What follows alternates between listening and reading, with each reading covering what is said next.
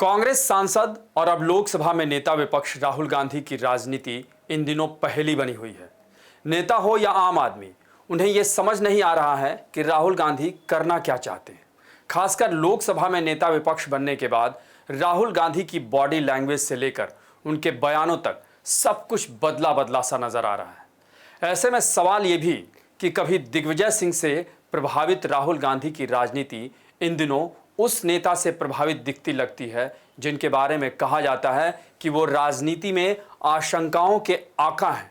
और ये आका कौन है, इसे हम आगे बताएंगे। नमस्कार, मैं अभय राय। इन दिनों संसद चल रही है या कहें तो दौड़ रही है।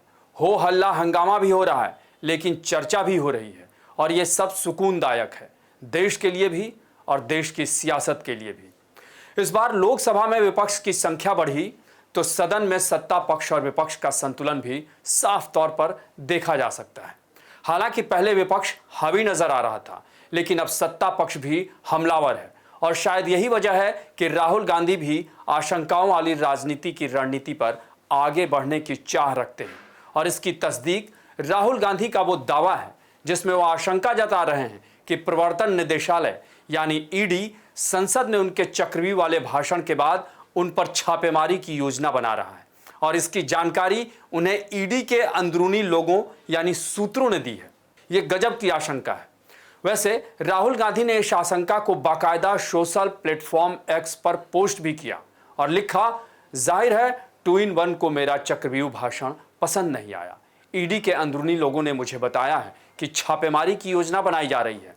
बांह फैलाकर ईडी का इंतजार कर रहा हूं, चाय और बिस्किट मेरी तरफ से। जरा सोचिए, राहुल गांधी जैसे नेता जो बेबाक बयानों के लिए जाने जाते हैं और अगर उन्होंने कुछ बोल दिया तो फिर माफी भी नहीं मांगते, चाहे उसके लिए उन्हें कितनी भी बड़ी कीमत चुकानी पड़े।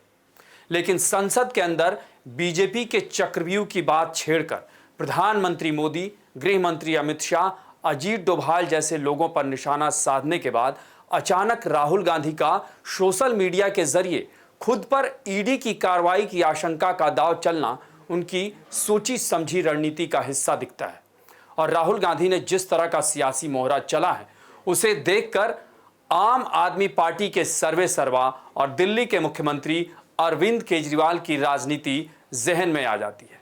जैसा कि सभी जानते हैं कि हाल के कुछ सालों में अरविंद केजरीवाल ने आशंकाओं के आधार पर राजनीति का एक अपना नया चक्र बनाया। हालांकि ये भी सच है कि उनकी कई आशंकाएं बाद में सही भी साबित हो गई।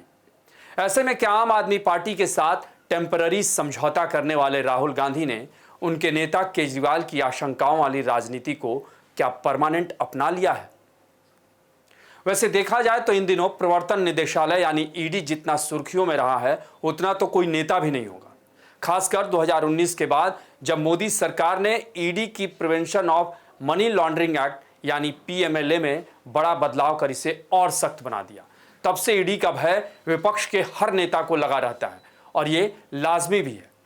वैसे सोनिया गांधी और राहुल गांधी के खिलाफ जो नेशनल हेराल्ड का मामला है वो धारा 120 के तहत आपराधिक साजिश और धारा 420 के तहत धोखाधड़ी है और उन पर पीएमएलए की कोई धारा नहीं है। लेकिन जैसा कि प्रवर्तन निदेशालय ने इस मामले की जांच के पीछे ये दलील दी थी कि इस मामले में इनकम टैक्स डिपार्टमेंट की चार्जशीट है और ये 2 धाराएं भी हैं, ऐसे में उसे इस केस की जांच करने का हक है। तो चलिए इसी बहाने हम आपको ईडी का वो आंकड़ा भी दिखा देते हैं जिससे नेता खौफ खाते हैं।